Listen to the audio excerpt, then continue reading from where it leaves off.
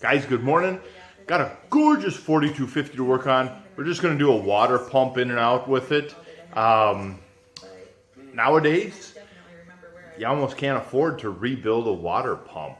We do have some old big ones from like the 466s and 619s, like a 40, like my 4640, 8640. Them big ones there, we can still kind of rebuild them inexpensively if they're not too bad. But nowadays, like for this tractor, we can get a brand new aftermarket water pump through one of our dealers for a little over $100. I can save. I can't go to John Deere and buy the kit for $100 to rebuild this one, let alone the time to do it. And so it just doesn't make sense anymore. Kind of like alternators and starters, you know. 25 years ago, we rebuilt them in the shop. Every shop had a growler and all your testing equipment for alternators and starters. And then within a few years, by late 90s, not many people were rebuilding their own anymore because it just didn't pan out. So it, you know, all this little stuff is kind of going that way. But anyhow, enough yammering. Let's get to work. So the water pump on these Deeres, so your older John Deeres, you were pump driven or belt driven here, and your water pump would sit here. Now on the 50 series tractors, starting on the 50 series, the water pump is down here. So your fan just runs on a hub, and the water pump is gear driven off the timing system, which is a very simple and efficient way to do it. Problem is, if the pump takes a crap the wrong way, the water goes into the engine. On the late model, I believe the 12.5 and 13.5s, when that pump goes to crap, the potential of the bearing parts going into the timing valve, the gear train up front, is a problem there, and that's what really causes some issues. But so the pump itself isn't bad. It's just we need to get to it. I wonder for cinematography effect will come to this side. But yeah, right here's the housing. So it just get the radiator out of the way, and then you just zip it right out. And so that's what we'll do.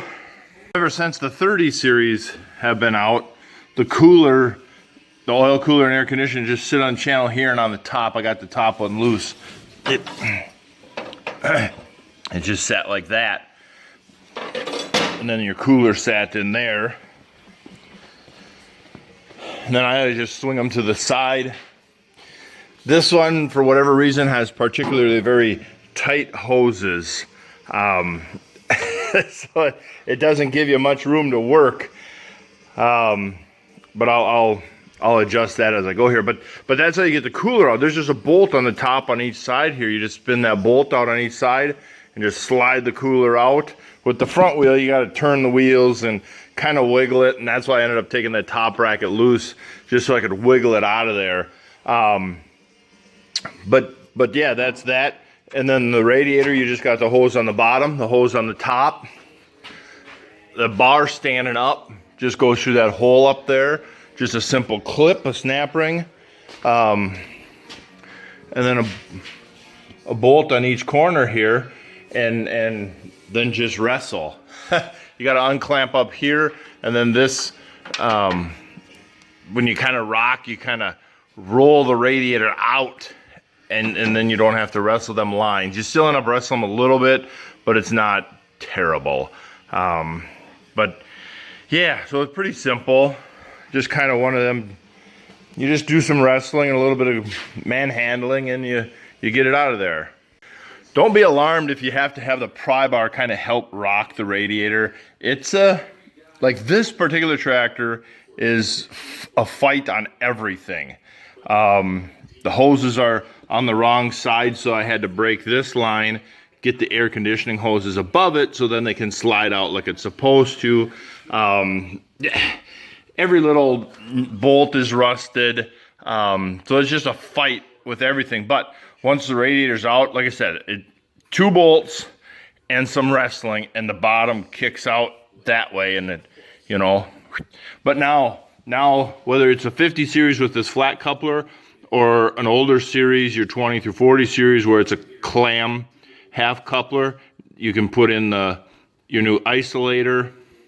You just loosen these 4 bolts, slide it back, and you can, on the 50 series, you take these 2 bolts out, loosen these 4 bolts, slide it back, turn these 2 90 degrees from each other, because you can see these ears right here. Then that will let this come back far enough. You put in your new isolator and put it back together. It's a 5-minute deal. The fan, I'm going to take the fan to get it out of my way. There's just some bolts in the backside of this pulley. You just zip these bolts out from the other side. They're fairly okay to get to, or from the top here with an extension. Not too bad to get to. And then the fan and hub get out of the way. Now's a great time to put in all our belts. Put in both alternator and fan belts, and put in your AC belt while we're here. And it's as simple as that. So yeah, next step, pop fan off and disconnect the hydraulic. That's your main hydraulic pump right here. So we just disconnect that so we can change out our belts. Remember how I just said this tractor is fighting me on everything? The bolts. John Deere on a lot of spots did aluminum and steel. You steel bolts into aluminum. They did it on your air cleaners and stuff too.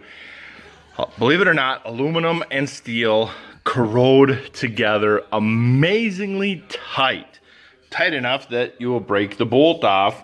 So now we got to get a new one of these, unless one's not available. If one's not available, we go to the mill machine.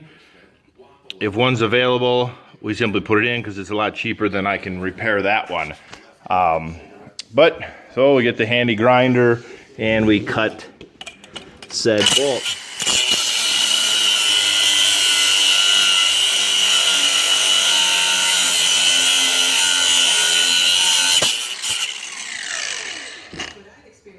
Now we can turn the pump. Our collar is supposed to just come out, but of course it's got a stick. Half the rubber stayed with, and there you go. This one looks really good. On these 50 series, when they get bad, it'll literally start to wear the sides and wear holes in it. This one looks really good, but we're here, so we're putting it in. So the fan mount is off. I just took the 4 bolts off because on this tractor we got to get to this pipe. And so it's just so much easier just to take the 4 bolts off and just pop that mount off. So now it's just pop this fitting here, this hose, this pipe, and then all these bolts, and the water pump is off. $25 bolt. I had to torch the engine, so the bolt threads back here, but it comes through a couple inches of casting. And so when you grab it with the wrench, you can feel like, oh, that's not good. First trick Dad taught me years and years and years and years ago was when you get a stuck bolt, take the air hammer, and you don't have to go hard, and just drive and flatten the head out, but you're just trying to send that vibration through. So I took the air hammer and just sit there and hammer and just kind of lightly hold the throttle and not push into the bolt, but hold back a little bit and just let it kind of wrap against it, and do that for 5 minutes. 5 minutes. If that bolt would have broke off in the threads, we're SOL. That means timing covers coming off, dampeners coming off. You are doing a lot of work. So to spend 15-20 minutes on wrapping it with the air hammer, heat, try it with the wrench, air hammer, heat, wrench. Eventually you get the feeling where it's a solid bolt all the way through again and not stuck and going to twist off. But I got lucky. Usually when they're that corroded, and you can see how it's necked down, and there's so much corrosion it just filled the threads. So yeah, I got really lucky there. So let's knock that pump off. Well, pump is off. You can clearly see the bearing is bad. I believe the saving grace on these would be that you see how close the gear is here, is the balls can't come out. You gotta really, the gear can't walk out like that because that runs right against the timing cover for the front plate of the engine. You can see right there, the little circle where it rubbed against. So the balls can't come out and drop in the engine, which I believe on later engines they can. There's part of the bearing right there. All that goo. It's going to take a couple oil changes to get that cleaned out, but a lot better than an overhaul that we were scared of. So I got the siphon gun and the can of gas. So I'll try and wash out that timing valve train. I can go through the opening of the engine. I can go through the fill port here. I can blast around there. Try and get some flush going through the engine. And he's just going to have to change oil a couple times to get that engine cleaned out. But that's all right. It's no big deal. Originally, when he first called, I thought, yep, water pump, no big deal. And then when we got here, started draining the water and seeing other symptoms, it's like, no. But he already had the oil drop, so I couldn't run the engine. So he was on kind of a roller coaster of emotions, because then I got there and I'm like, wait a minute, there's some other symptoms here. We might be looking at a complete engine. And I got it to the shop here, put clean oil back in it. That black oil, that was brand new oil. Put oil in it. Just 3 gallons, just so I could literally back it in the garage. And while it was running, do a little more diagnostics. And it's like, well, we got a fighting chance. He's trying to fill silo. We got nothing to lose to just put the water pump in. If it cures it, you know, because there was no blow by, not a nick, a tick, a knock, nothing. There was 0 symptoms to think the mechanics of the engine is bad. So we're just going to try the water pump. The engine got hot. There is no doubt about it. That engine got really hot. But we're just going to try a water pump. And if it's not using oil, when he finishes chopping and everything runs fine, at least it buys him time to when he's more mentally prepared to do an engine job, or it just won't ever need it. And so, yeah, so let's clean on that front valve train the best we can and get ready for when the parts show up. So the 4250, now we're just waiting. The customer, he's going to go run for parts when he's done with chores. So I'm back onto the skid steer. We don't usually work on skid steers, but we do have a few good old customers that we will work on their skid steer for them. And the reason we don't work on skid steers is they suck. They are absolutely miserable. You're always on your knees. You're always kneeling over, you know, kneeling over, working under the seat kind of deal. Actually, these old New Holland, this is a John Deere 8875, but it's an old New Holland chassis. If you recognize the shape, you can find the New Holland. So a New Holland would be like an 875 or 8 something like that. They were actually kind of a boss of a machine back then. They were only rated at 60 horse. I personally would put this against any 60 horse machine today. I mean, this old machine was actually just a beast. It was an absolute beast. You could carry a full bucket of dirt up in the air like that, and it is as stable as all heck. They were a great old machine, but they're such a pain in the butt. The starter's falling off. He lost his air cover. He had an injection pump issue, so I'm about ready to pull the pump off. But every other engine in the world that John Deere made is they made a timing cover here, and if the cover didn't come off, they had an access port right here, like a little plate like this, just 2 bolts. You'd pull that plate off. there's a nut to hold the pump to the gear.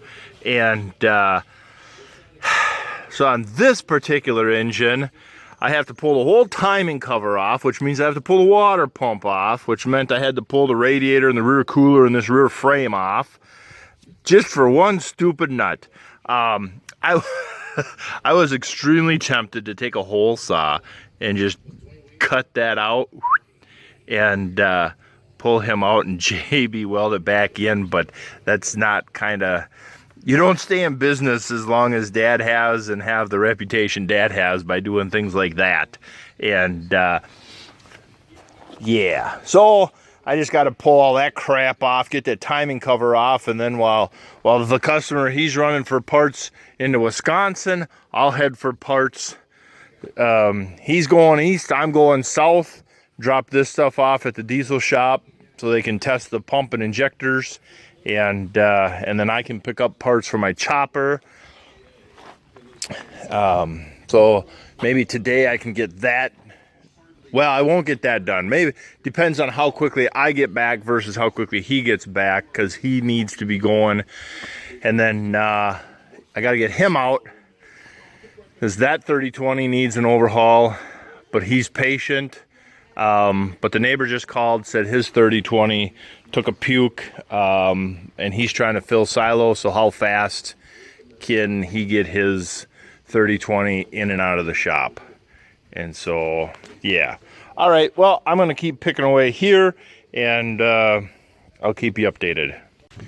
Here's your timing gear chain, your cam, a timing gear, the crank, timing gear, cam, and pump, oil pump down there. They got this nice arrow here, and if we remove this little deflector shield when we get to that point, everything's got arrows on it. Here's the arrow here. So you just get everything to line up, and then you can reassemble it. And so it's not that big of a deal. 99% of the time on all the other pumps that John Deere uses that pump on, they have timing marks inside the pump. So you just take the nut off. Like I was saying before, just this chunk of the timing cover would come off. The gear would stay there. It wouldn't be able to fall out of time. You pop the nut off, you go. You don't have an extra 4 hours of dinking around with this stupid timing cover, but whatever. So I'll zip that nut off, get that pump off, and then pull them injectors and get heading to the diesel shop. So there's the little injector. You don't need special tools to pop these out. They literally just slide right in there. But what you don't do is get a bar under this pipe and just start prying up right here, because you'll bend it, kink it, potentially break it, and you can potentially bend the injector itself. All I do is get a lady's foot bar under the back side and then a bar on the front and just rock it back and forth, a little rotation. It's one of them things, a lot of finesse, a little bit of force, and a lot of patience, and they come. If they're absolutely not coming out, then if you want to do a pair of vice grips and a slide hammer and that kind of deal, that works too. But they're not that bad. Just a lot of finesse, a lot of patience. There is a little groove right there on the side by my fingertip that you can, if you need to get a bar hooked in there to help. But yeah. So number one's out, and let's get these other two. Injectors in pickup. I got my tools cleaned up. Just got to go wash up my hands. Hey, the pressure washer, that's another thing. The reason I spent the money on that pressure washer is since it's gas engine, I can just pull it up here, and we can just pressure wash this skid steer out right here, clean it all up. Skid steers, you got that skid plate underneath, you drop that, drop the drain plug on the oil, and just get everything a good old bath. And yeah, so that's another addition for that good steam cleaner for the farm here. So go drive around for an hour and two and be back here and get 4250 out tonight. All right, guys, so just dropped off parts, just starting to go back together. I got the gasket surface cleaned up, so I just got to give that a rinse off.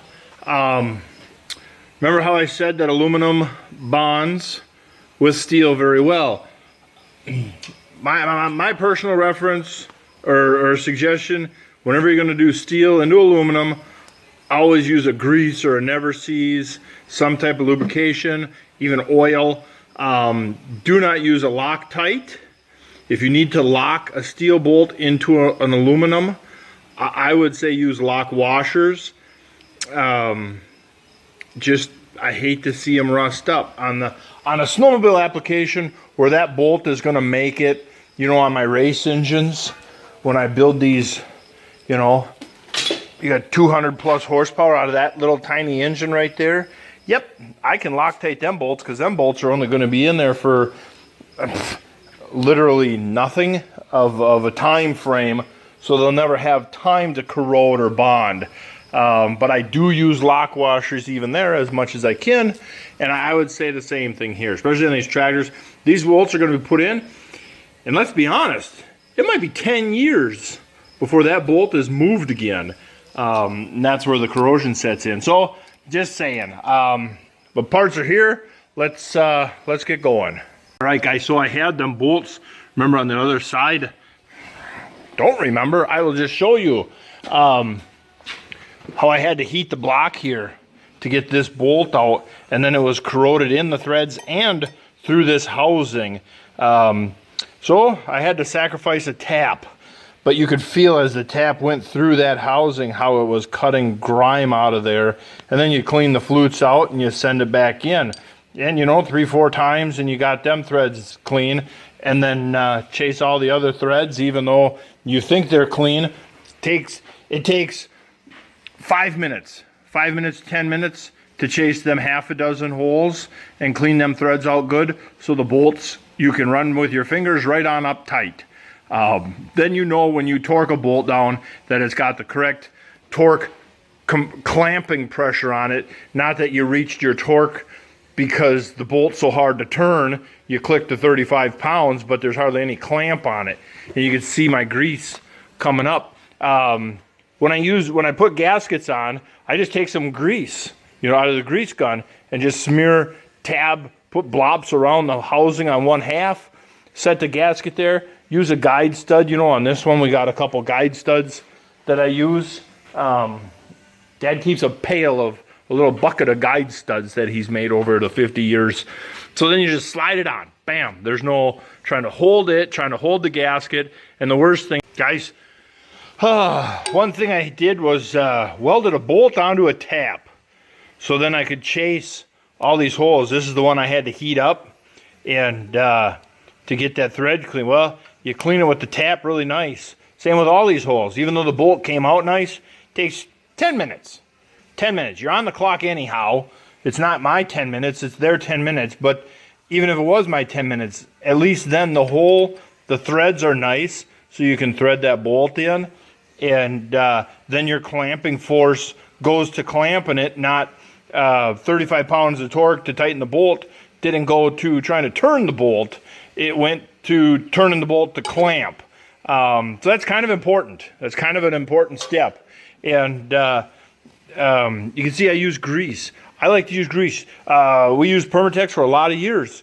Just put dabs, just little blops around to hold that gasket. Use guide studs as many times as possible. So, you know, here you just put 2 guide studs in, slap the pump on, get a couple other bolts in, pull the guides out, put them bolts in, good to go. Same on your manifolds. Use a couple guide studs on all that stuff where you can. You can't on the inside here, but you can on these outside spots. And that holds your gasket for you. And if you can't hold the gasket, I use grease. I like grease because grease is sticky. It's thick. It's going to hold the gasket, but it's a non-glue that when the next guy to pull this pump off, it's not going to be bonded to either housing. The grease will just holds the gasket there so you can get the part on and goes together. But so yeah, so the pump is on, looking good. Now just get the fittings in and keep moving forward. All right, got the water pump painted. All the fittings plumbed in, hooked up, got the guard on the other side, bolted on, ready to go, fans on, belts on, alternators on, coupler, belts, new AC belt. So I think we're ready to slip in the old radiator and let that wrestling match begin. Oh, radiators in, clamps on, coolers in, hose hooked up. That upper bracket for the radiator is there. By God, I think new rubber pads underneath. Bolts are in. Guys, I think we're ready to put the hood on. All right, guys, I put in new oil with a touch of diesel fuel in it to be thin, so it tries to rinse out the block as much as possible. Let it run for literally a minute, and you can see how dark, how black it came out, and you can see that's kind of somewhat sort of clean there, but you can still see some remnants of that sludge from having water in the oil, that milky stuff in there. So we rinsed it, so now I'll let that drain overnight. In the morning, I'll pour a little bit of diesel fuel in and just let it flush the oil pan. Put on a new filter, put in the new oil. I got water in the cooling system, so in the morning I'll get that going. And I gotta cut some iron. So the guy needs some, he's got them 3/4 inch iron there. We gotta cut and make some plates for. So I'll get him done first thing, but then get the oil in here and get it outside and just let it run. Just let it run for an hour, and then check the oil again, dump the pure water and put in the antifreeze then. So yeah, we might have the good girl. Boy, she's pretty. Look at that. That is a pretty tractor. Just that classic, beautiful classic. And then wash it for him. I'll give it a good washing and run some wax on for him.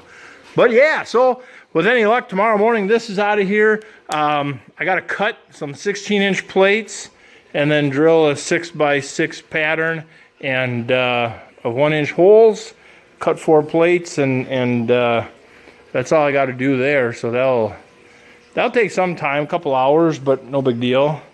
But yeah, and then my parts are here for the chopper, so then I can go on to the chopper tomorrow afternoon. But guys, thank you very much for joining me today on Repair Day. And again, I appreciate you watching, and I hope you enjoyed it, and we'll see you on the next video.